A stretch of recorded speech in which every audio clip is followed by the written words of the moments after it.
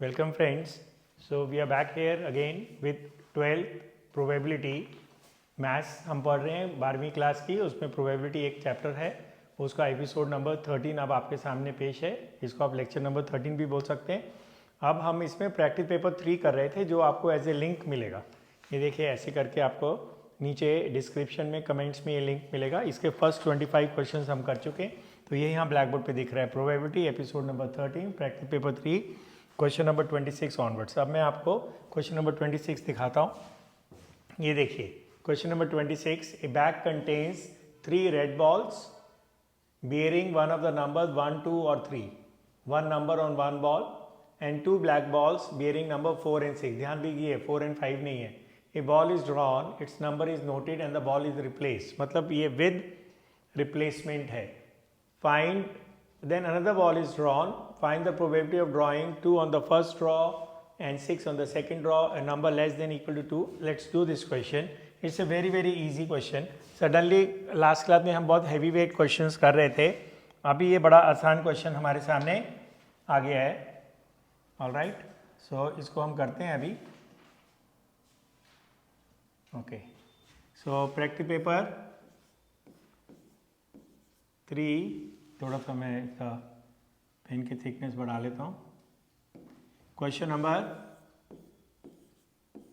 26, a bag contains 3 red and 2 black balls। ये red है, ये रेड है, ये रेड है, ठीक है। और इनमें नंबर डाले हुए हैं, क्या 1, 2 and 3, और 2 ब्लैक बॉल्स हैं और इनमें नंबर डाले हुए हैं 4 and 6। टोटल कितनी है?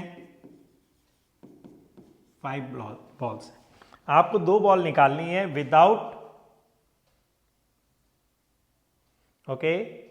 With replacement. विदाउट नहीं है तो इसलिए कॉम्बिनेशन फॉर्मूला इसमें नहीं लगेगा। टू ड्रॉ, अगर विद रिप्लेसमेंट है या ऑर्डर स्पेसिफाइड है तो कॉम्बिनेशन फॉर्मूला आपका नहीं लगता है, और अगर विदाउट रिप्लेसमेंट है तो हम बोलते हैं कॉम्बिनेशन फॉर्मूला जिंदाबाद। Alright, now look here, first part है, इसमें ना कोई इवेंट डिफाइन करने की जरूरत नहीं है कि क्वेश्चन बहुत इजी है। 2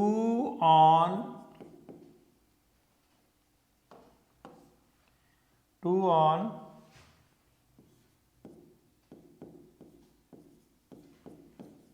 first draw and 6 on second draw।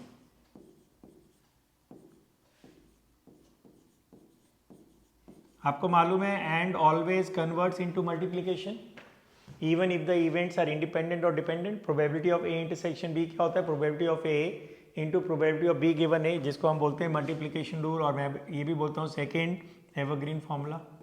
So probability of 2 into probability of 6, बस। So what is the probability of getting 2? ए की फेवरेबल बॉल है, टोटल 5 है। व्हाट इज द, और ये बॉल वापस डाल दी है तो अभी भी 1/5 ही आएगा। क्यों? फेवरेबल बॉल एक है 6, जिसके ऊपर 6 डाला है, टोटल है 5। आपका आंसर आ गया। तो लगेगा एकदम ना कि इतना आसान क्वेश्चन, सडनली इतने डिफिकल्ट क्वेश्चन जो हमने लास्ट क्लास में किए थे, इतना आसान क्वेश्चन क्यों इसमें आ गया? मैं मानता हूँ आपकी बात कि इतना आसान क्वेश्चन इसमें नहीं होना चाहिए था। अब हम करते हैं क्वेश्चन नंबर, इसका क्वेश्चन नंबर वही है, इसका second part. A number less than equal to 2 and 4। पहले ड्रॉ में number is less than equal to 2 और सेकंड ड्रॉ में नंबर इज 4। अभी ना मैं पूरा नहीं लिख रहा हूँ, शॉर्टकट में लिख रहा हूँ, ठीक है। अब इनटू भी नहीं, ये वाली लाइन भी नहीं लिख रहा हूँ। Number less than equal to 2 में ये 2 फेवरेबल बॉल्स होंगी तो 2/5 आएगा, और ये बॉल वापस डाल दी जाएगी, 4 में एक ही आएगा 1/5। तो आपका आंसर क्या हो गया? 2/25। So this question is very easy, A total of 5, बस इसी क्वेश्चन में दम है। ऑलराइट, थर्ड पार्टी में कुछ दम आएगा, टोटल 5। ऑलराइट, अब ये देखो ये कैसे होएगा, अगर पहले पे 1 आया दूसरे पे 4 आना चाहिए, जब तो टोटल 5 होएगा, बोलो। और पहले पे 2 आया तो दूसरे पे 3 आना पड़ेगा, ठीक है। पहले पे 3 आया तो दूसरे पे 2 आना पड़ेगा, क्योंकि इसमें तो ऑर्डर इंपॉर्टेंट होता है ना। तो आप ये नहीं कह सकते कि 2 3 हो गया 3 2। पहले पे 4 आया तो दूसरे पे 1 आना पड़ेगा, और पहले पे 6 आया उससे काम नहीं चलेगा। अब ये सब इंटू हो जाएगा, मैं एक ही लिख देता हूं आपको, probability of 1 into probability of 4, ऐसे करके सारी टर्म्स आ जाएंगी। इसकी क्या होगी 1/5 इंटू 1/5 ऐसे, और बाकी टर्म्स भी आ जाएंगी। तो ये कितना हो जाएगा, ये हो जाएगा 1/25 प्लस 1/25, चारों टर्म्स का यही आएगा ना, इसका भी 1/25, इसका भी 1/25, इसका भी 1/25। तो आपका आंसर क्या हो गया। तो ये ना एक धोखा सा हो गया है, एक हैवी वेट क्वेश्चंस हमने एपिसोड नंबर 12 में किए और ये सडनली एक ब्रेक था, हमें एक आसान क्वेश्चन मिल गया। अब हम देखते हैं next question, question number 27। A coin is tossed, if the head comes up, a die is thrown. If the tail comes up, the coin is tossed again. Find the probability of obtaining 2 tails, a head and a number 6 and a head and a even number. ये बिल्कुल ना brand new question है, अभी तक ऐसा question हमने किया नहीं। एनसीईआरटी में ऐसे 3 क्वेश्चंस हैं, इनको हम ट्री डायग्राम भी बोलते हैं। हम इसको ट्री डायग्राम मैंने यहाँ लिखा है, इसको मैं ट्री डायग्राम से कराऊंगा, बिना ट्री डायग्राम के भी हो जाएगा। लेकिन इसके बाद ना 2 और क्वेश्चंस आ रहे हैं, 28 एंड 29। 28 भी ट्री डायग्राम का है और 29 भी। ये वाला विदाउट ट्री डायग्राम हो जाएगा, बाकी 2 में मुश्किल होगी। तो ये कैसे आपको एग्जाम में पता लगेगा कि भाई ये ट्री डायग्राम क्या है, देखिए इसकी वो देखिए स्टाइल एकदम ना, तो अभी आपको पता लगेगा। ये है क्वेश्चन नंबर 27, देखो जरा ध्यान से क्या लिखा है। ए कॉइन इज टॉस्ड, अगर आप कॉइन को टॉस करोगे तो क्या आएगा, या तो हेड आएगा या टेल आएगा। हेड आने की प्रोबेबिलिटी बताओ, हेड आने की प्रोबेबिलिटी बताइए 1/2, टेल आने की 1/2, बोलो। ऑलराइट, अब बोलता है if head comes up a die is thrown, तो यहां पे आपने एक डाई को थ्रो किया, अगर हेड आया तो क्या क्या आ सकता है 1 2 3 4 5 या 6। ये 6 की 6 की प्रोबेबिलिटी सेम होगी और वो ऐड होके 1/2 बनेगी। ये देखिए बड़े ध्यान से, तो यही 1/2 6 पार्ट्स में डिवाइड होगा, तो पता है ईच पार्ट की प्रोबेबिलिटी क्या हो जाएगी, 1/2 को 6 से डिवाइड करोगे 1/12, और इसकी भी लास्ट वाले की भी 1/12, सभी की 1/12 होगी, मैं 2 लिख दिए। ऑलराइट, तो ये देखो एक ट्री सा बन रहा है इसके अंदर। अब क्या होगा, अगर टेल आया so then a coin is tossed again, तो यहां पे या तो हेड आएगा या टेल आएगा। अब ये 1/2 2 पार्ट्स में डिवाइड हो जाएगा, तो ये 1/4 होगा और ये भी 1/4 होगा। अगर आप इस मेथड से करेंगे तो ये क्वेश्चन ना बहुत ज़्यादा इजी आपको लगेगा। अब इसकी हम क्या कर लेते हैं, सैंपल स्पेस लिख लेते हैं। तो बताइए इसकी सैंपल स्पेस क्या होगी, H1, क्योंकि हेड आएगा तो रुकेगा नहीं ना गेम, हेड आएगा तो आप डाई को रोल करोगे, तो H के साथ या तो 1 क्लब होगा या 2 या 3 या 4 या 5 या 6। ओके, और अगर टेल आया तो टेल के साथ हेड या टेल के साथ टेल। ये ना वो केस हो गया where all the outcomes are not equally likely, क्योंकि अगर सारे आउटकम्स इक्वली लाइकली होते तो 1 2 3 4 5 6 7 8, तो हर की प्रोबेबिलिटी 1/8 होती।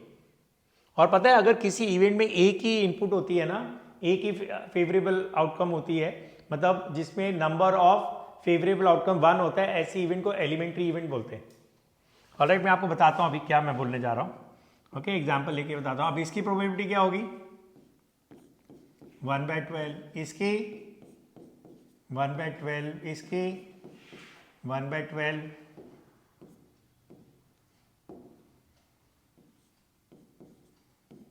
इसकी भी 1/12 होगी,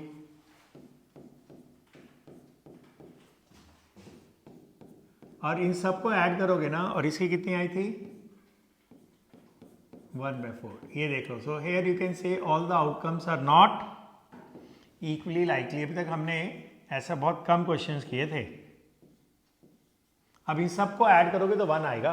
ये 6/12 1/2 हो जाएगा, 1/4 प्लस 1/4 1/2 हो जाएगा, दोनों ऐड करके 1 आएगा। अब इसमें क्वेश्चन क्या बोलता है, अब हमारा ना डेटा तैयार हो गया, सैंपल स्पेस आ गई, हर एलिमेंट्री इवेंट की प्रोबेबिलिटी आ गई। हर एक एंट्री को एलिमेंट्री इवेंट बोलते हैं।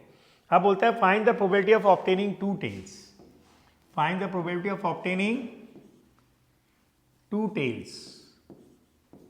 अब 2 टेल्स वाले कितने हैं इसके अंदर, एक ही है ना, टीटी। ओके, तो ये हो गया गेट टीटी, और टीटी की प्रोबेबिलिटी कितनी है हमारी, ऑलरेडी बैठी है 1/4। तो कितना इजी हो गया ना।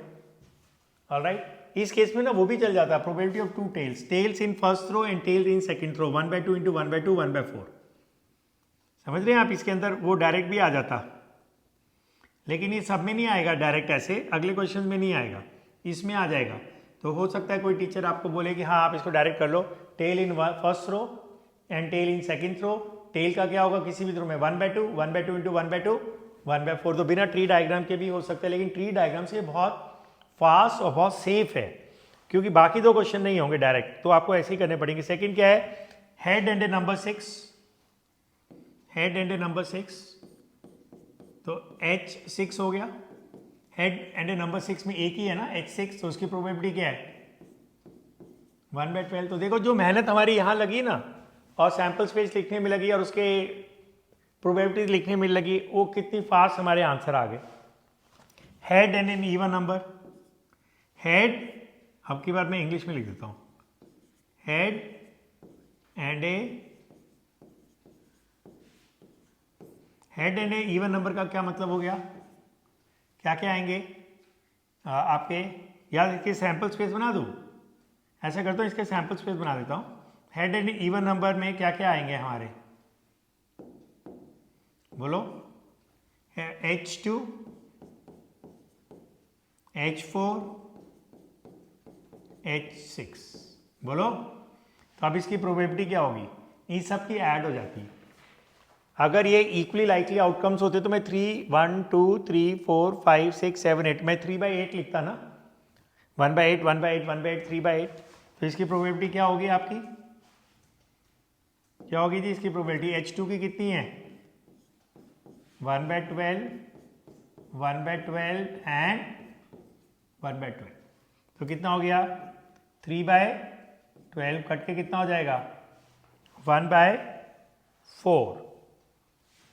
ठीक है, तो ये आपका क्वेश्चन नंबर 27 हो गया ट्री डायग्राम का। इसको मैं बिना ट्री डायग्राम के भी कर सकता था, लेकिन ट्री डायग्राम से ये फास्टर है। अगला क्वेश्चन भी ट्री डायग्राम का है, अगले 2 क्वेश्चन ट्री डायग्राम के। 28 देखिए, consider the experiment of tossing a coin. अगर कॉइन पे हेड आ गया तो हम दोबारा टॉस करेंगे, टेल आ गया तो विल थ्रो ए डाई। एकदम सिमिलर क्वेश्चन है। Find the probability of the event die shows a number greater than 4 given that there is at least 1 tail. अब ये कंडीशनल प्रोबेबिलिटी का क्वेश्चन है। अब अगर आप इसको बिना टी डायग्राम के करोगे तो आपको बहुत मुश्किल आने वाली, मैं बता रहा हूँ। Alright, so let's do question number 28। चलिए इसका ट्री डायग्राम बनाते। क्या बोलता है, पहले कॉइन है,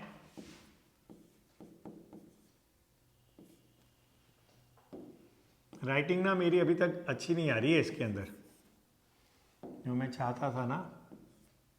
अगर मैं व्यू सोनिक का लेता हूँ ना ब्लैक बोर्ड तो अच्छी आती है, ये विंडोज़ वाला है। कॉइन में या तो हेड आएगा या तो टेल आएगी। इसकी प्रोबेबिलिटी क्या होगी हेड आने की, बोलो 1/2, और टेल आने की 1/2। अब अगर हेड आया टॉस इट अगेन, तो या तो हेड आएगा या तो टेल आएगा। इन दोनों की प्रोबेबिलिटीज सेम होंगी, लेकिन उनको ऐड करके 1/2 आएगा। तो ये कितनी बनेगी 1/4, और ये कितनी बनेगी 1/4। अब बोलता है अगर टेल आया थ्रो ए डाई, तो यहां से क्या बनेंगे, यहां पे 6 आउटकम्स आएंगी, 1 2 3 4 5 एंड 6। और सबकी प्रोबेबिलिटी क्या होगी, सेम होगी, लेकिन ऐड होके 1/2 होगी। तो सबकी कितनी आएगी, मैं सिंबॉलिकली 3 की लिख दी, ठीक है जी। अब इसका हम क्या लिखेंगे, सैंपल स्पेस लिखेंगे। क्या क्या होगा इसका सैंपल स्पेस, HH HT, बोलो, और क्या होगा T1 T2 T3 T4 T5 and T6। और सबकी प्रोबेबिलिटी भी लिख लो। HH की क्या होगी 1/4, HT की भी 1/4, T1 की 1/12, इसकी भी 1/12 एंड सो ऑन। ये ना डायरेक्ट भी आ रहा है बिना टी डायग्राम के। देखो HH का क्या होगा, probability of H into probability of H 1/2 into 1/2 1/4। H1 का क्या होगा, H की प्रोबेबिलिटी 1/2 होगी और 1 आने की क्या होगी डाई में 1/6, तो 1/2 इंटू 1/6 कितना हो गया 1/12। तो ये बिना ट्री डायग्राम के भी किया जा सकता है, लेकिन ट्री डायग्राम से करने में ये ज़्यादा सेफ है और ज़्यादा फास्ट है। अब इवेंट्स क्या बोली इसने, कॉइन शोज ए टेल, एक इवेंट है, ये कंडीशन प्रोबेबिलिटी का क्वेश्चन है। कॉइन शोज ए टेल, बताइए कॉइन शोज ए टेल में क्या क्या आएगा, जो भी आपको वहां दिख रहे हैं बताओ कौन कौन से दिख रहे हैं जिसमें टेल नजर आ रहा है। HT T1 T2 T3 T4 T5 and T6। The coin shows a tail, देख लो इसके अंदर से HH को छोड़ के सारे हैं, ठीक है। Given that at least one die shows a 3, F क्या है, event at least one die shows a 3। ये लैंग्वेज अच्छी नहीं है, ओके। कम से कम एक 3 चाहिए, तो कौन सा है इसके अंदर, कम से कम एक 3। ये लैंग्वेज ही क्लियर ही नहीं हो रही है। Given that at least one die, ओ मैंने ना ये क्वेश्चन नंबर 29 पढ़ लिया, जब भी मैं कह रहा हूँ ये गड़बड़ हो रहा है। ऑलराइट, हम क्वेश्चन नंबर 28 कर रहे हैं और मैंने 29 का वो बना दिया। The coin shows a head toss it again, if it shows a tail then throw a die, ये ठीक है। नंबर, अब ये थोड़ा सा गड़बड़ हो गया, हमारी इवेंट की डेफिनेशंस गलत हो गई हैं, तो वो हमारा मिटा दिया जाए उसको, ओके। वो क्वेश्चन ना मिक्स हो गया। अब हम वापस शुरू करते हैं। जब भी मैं कह रहा हूँ ना इसकी लैंग्वेज गड़बड़ लग रही है, वो मेरे को समझ में नहीं आया था वो लैंग्वेज क्या बन रही है, तो मैं क्वेश्चन ही गलत ले गया था। अब देखिए 28 में बोल रहा है die shows a number greater than 4, event, अब ये लैंग्वेज सही है, die shows a number greater than 4, greater than और इक्वल टू 4 नहीं है, ग्रेटर देन 4 है। बताइए ग्रेटर देन 4 में क्या क्या आएगा, इसमें ग्रेटर देन 4 में आएगा T5 एंड T6। खाली 5 एंड 6 मत लिख देना, every event is a subset of sample space, तो जो भी फेवरेबल आउटकम्स निकलेंगे वो इसी में से निकलेंगे। Given that there is at least one tail, event at least one tail, और ये हो गया है। मैं आपको बताया था जिस समय लिखते हुए भी ना आप उस पर टिक मार दिया करो जो हो गया है, जैसे बाद में कंफ्यूजन ना रहे। ऑलराइट, एटलीस्ट वन टेल वाले कितने हैं, HH को छोड़ के सारे होंगे, है ना, बोलो।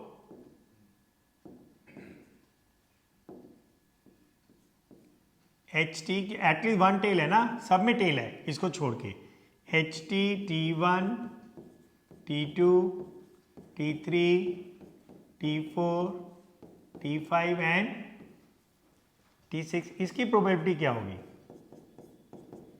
पता है इसकी प्रोबेबिलिटी क्या होगी? HT की क्या होगी?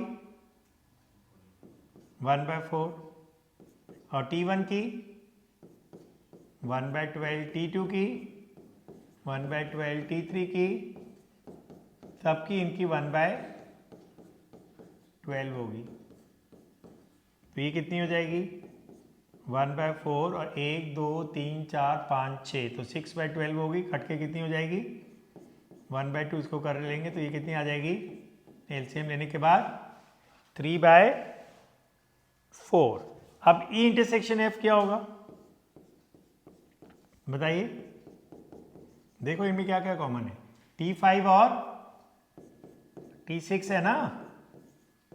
अरे ये रहा ना, T5 दोनों में है और T6 दोनों में है। अब इसकी प्रोबेबिलिटी क्या होगी? T5 की कितनी है? 1/12 प्लस 1/12, बोलो अब कितनी होती है? 1/12 प्लस 1/12, 2/12 कट के कितनी हो जाएगी? 1/6। तो आपको निकालना क्या है? आपको निकालना है probability of E given F। तो इसका फॉर्मूला क्या होगा? Probability of E intersection F divide by probability of F। जब मैंने ना यहाँ देख लिया था कि F हो गया, इसलिए मैंने ना E की प्रोबेबिलिटी नहीं निकाली थी। ओके, मैंने E के सिर्फ फेवरेबल आउटकम लिख दिया, प्रोबेबिलिटी नहीं निकाली, क्योंकि मेरे को पता था कि फॉर्मूले में मेरे को उसकी जरूरत नहीं पड़ेगी। तो न्यूमिनेटर में क्या आ रहा है? 1/6, डिनोमिनेटर में क्या आ रहा है? 3/4। तो ये आपका आंसर आ गया। ऑलराइट, अब इसको कैलकुलेट कर लेते हैं, पता लग जाएगा कितना बन रहा है ये।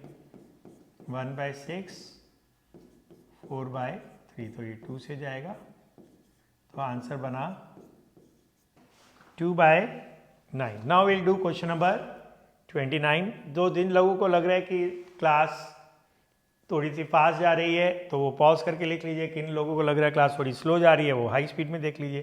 मैंने तो अभी बच्चों को देखा, वो तो 1.25 की स्पीड पे चला के देखते हैं।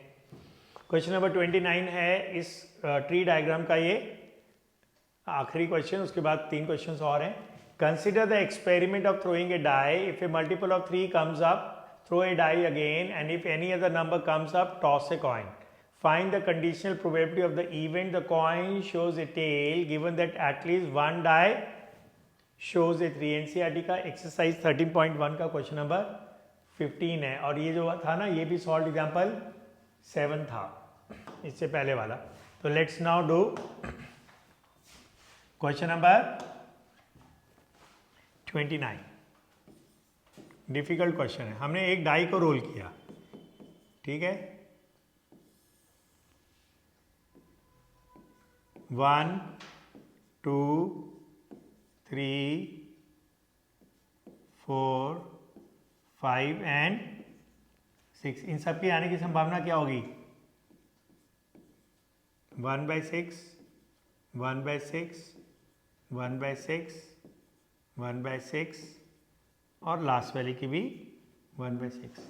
अब इसमें बोला है if a multiple of 3 comes up throw a die again. तो यहाँ पे फिर से डाई को रोल करेंगे, 1 2 3 4 5 6, और यहाँ से भी करेंगे 1 2 3 4 5 एंड 6। अब इन सब की प्रोबेबिलिटीज क्या होगी?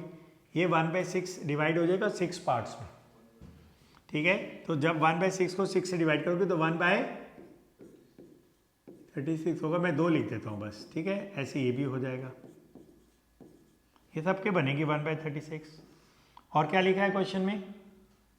और क्या लिखा है? If it shows any other number then toss a coin. तो इसमें क्या बनेगा? हेड टेल, इसमें भी head tail head tail head and tail. अब ये प्रोबेबिलिटी 1/6 है तो डबल इसकी आधी आधी हो जाएगी, तो इसकी कितनी बनेगी? 1/12। ओके, बाकी सब की 1/12 बनेगी। मैं 1 2 लिख देता हूँ बस। अब मैं आपका क्या लिखने जा रहा हूं, सैंपल स्पेस। ऑलराइट,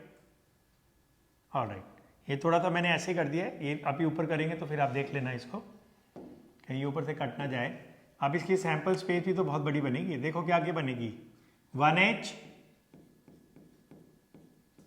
1t है ना, फिर 2h 2t, पहले ये वाली लिख लेता हूं है ना, फिर 4h 4t 5h 5t और फिर ये 3 से बनेगी 3 1 3 2। तो मैं ना डायरेक्ट लिख देता हूँ 3 1, इसको ना ब्रैकेट डाल के कॉमन ही डाल रहा, तो 3 1 है, इसको मैं 31 नहीं बोलूँगा, 3 1 3 2 3 3 3 4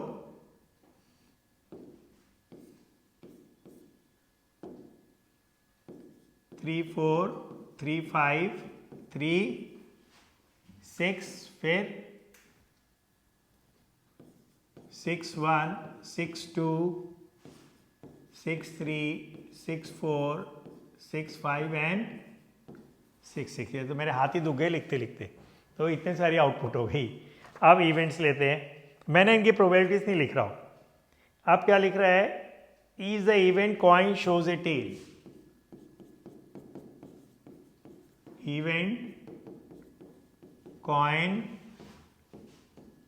शोज ए टेल, निकालो कौन कौन सी है टेल, ये है 1t 2t 4t and 5t, यही होगा ना, बोलो जी मानस जी।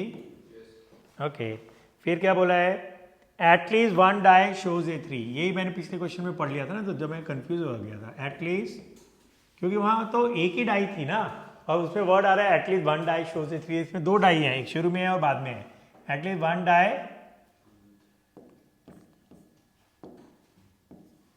एटलीस्ट 1 डाई शोज अ 3, और ये हो गया है, टिक मार दो इसको, ठीक है, गिवन दैट है ना। अब बताओ जी 1 डाई शोज ए 3, पहली लाइन में तो कुछ नहीं है, इसमें है 3 1 3 2 3 3 3 4 3 5 3 6 और 6 3, जिसमें भी एक भी 3 आ जाए, एक या एक से ज्यादा, 3 3 3 4 3 5 3 6 एंड 6 3। बोलिए अब ई इंटरसेक्शन एफ क्या होगा, ये है मस्त बात, ई इंटरसेक्शन एफ में कुछ भी कॉमन नहीं है, बताओ 1t 2t 4t, तो ये हो गया नल सेट, देखा आपने, इसलिए मैंने इसकी और ये एनसीईआरटी का क्वेश्चन है, ऐसा नहीं है कि ये देखो। अब प्रोबेबिलिटी क्या होगी, यहीं लिख देता हूं, तो पहले थोड़ा ऊपर कर देता हूं, ये ऊपर गया था फिर सड़क के नीचे आ गया, ये देखिए। अब आपको निकालना क्या है, probability of E given F, जो हो गया ना मैंने उसको वहीं टिक मार दिया था, ऊपर क्या आएगा, probability of E intersection F divided by probability of F, ये हो जाएगा 0 अपॉन प्रोबेबिलिटी ऑफ एफ, तो आपका आंसर क्या आ गया 0। अगर ये एग्जाम में क्वेश्चन आ जाए और अगर आपने पहले ना किया हो, आप कभी ना कर पाए, एक तो अगर सही भी किया होगा आंसर 0 आएगा, आप घबरा जाएंगे कि आंसर 0 कैसे आया, तो ये क्वेश्चन ना बोर्ड में कभी नहीं आया और मेरी प्रेडिक्शन है ये कभी आएगा भी नहीं। So you rest assured, I am promising you it will not come in the board. This is a wonderful question, absolutely new variety. 30 and 31 ना बिल्कुल ही नए काइंड के क्वेश्चन हैं, इसमें प्रोबेबिलिटीज नहीं निकालनी, नंबर ऑफ ट्रायल्स निकालने। देखिए question number 30, the probability of hitting the target is 3/4, how many minimum number of times he must fire so that the probability of hitting the target at least once is more than 0.99। मैं आपको बताऊं ये क्या कहानी बनती है।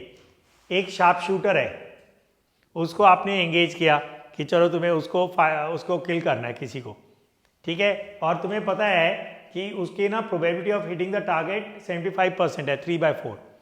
तो अगर 25% उसका जो भी बंदा है जिसको वो कुछ करने जा रहा है, 25% चांसेस है कि उसकी फायर मिस हो जाएगी, because probability of hitting the target is 3/4। अब क्वेश्चन ये है कि एक ना उसको कितनी गोलियां एक साथ दागे, so that the probability of hitting the target is more than 0.99, मतलब more than 99%।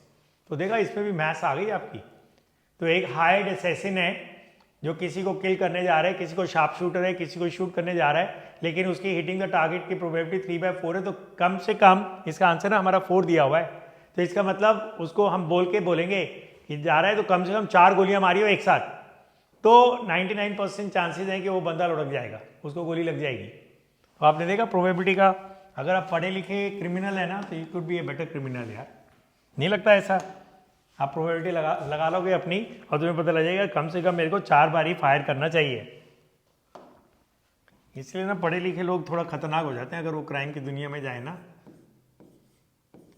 All right, the probability of hitting the target is 3/4, वो सब मैं बाद में लिखता हूँ, ठीक है। How many minimum number of times he must fire, अच्छा चलो लिख देता हूँ ये डेटा, प्रोबेबिलिटी ऑफ हिट कितना है, शॉर्टकट में लिख देता हूँ 3/4, प्रोबेबिलिटी ऑफ मिस 1/4।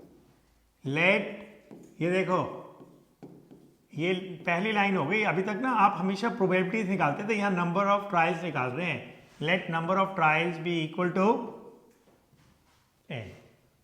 तो देखा अब इसमें क्या लिखा है, probability of at least 1 hit in n trials, यही तो दिया है। Find the minimum number of times he must fire so that the probability of hitting the target at least once is more than 0.9। तो ये इंग्लिश की statement mathematical statement में convert हो गई। Probability of at least 1 hit in n trials exceeds 0.99, इससे आपको n निकालना है। अब आपको मालूम है क्या करूंगा, मानस बताओ क्या करूंगा मैं इसके अंदर, देखते हैं ये बताता है नहीं, एटलीस्ट 1 मैंने उसको हिंट भी दे दिया, एटलीस्ट 1 का हिंट भी दे दिया, वो कंफ्यूज हो रहा है। हाँ बोलो, हाँ अब इसको याद आ गया, 1 minus probability of none hit in all the n trials, ये आएगा।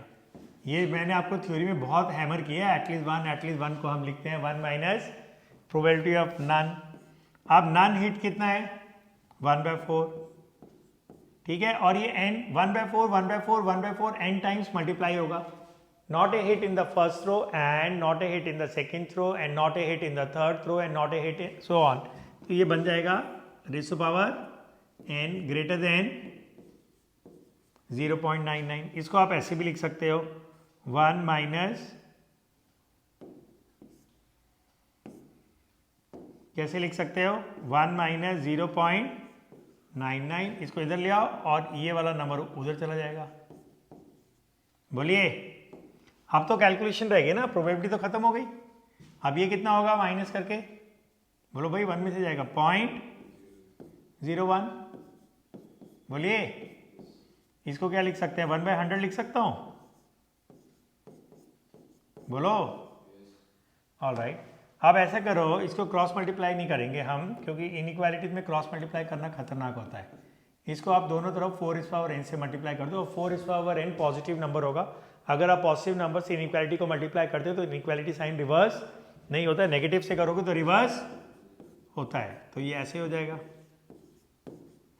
अब इसको आप 100 से मल्टीप्लाई कर दो तो ये क्या हो जाएगा, 4n इज ग्रेटर देन 100।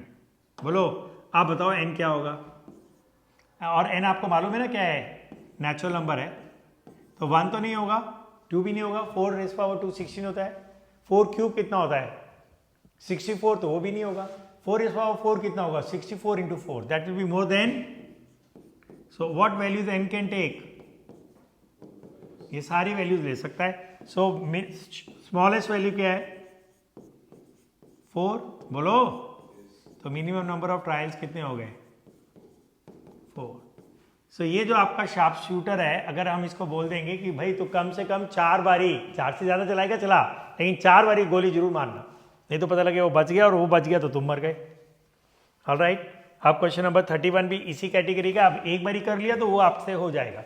वो एनसीईआरटी का मिसलिनियस क्वेश्चन है, पेज नंबर 583 पे मैंने यहाँ लिख दिया है, ये देखो क्वेश्चन नंबर 10। और ये बड़ा ना पिक्यूलियर क्वेश्चन हो गया, आपको याद है वो we were throwing a question where we were throwing alternately a die, the one who get 6 first is announced a winner. जिसके अंदर हमें sum of infinite terms of a GP का फॉर्मूला लगा था, तो वो भी एक बहुत टिपिकल क्वेश्चन था। ये दोनों भी बहुत टिपिकल क्वेश्चन है। How many time must a man toss a fair coin so that the probability of having at least one head is more then 90%। Incidentally इसका भी आंसर 4 ही आ रहा है, ठीक है। तो हम क्वेश्चन नंबर 31 करते हैं, ठीक है। ऑलराइट, इसके अंदर ना सीधे मैं लिखता हूं, let number of trials is equal to n। क्या लिखा है? Probability of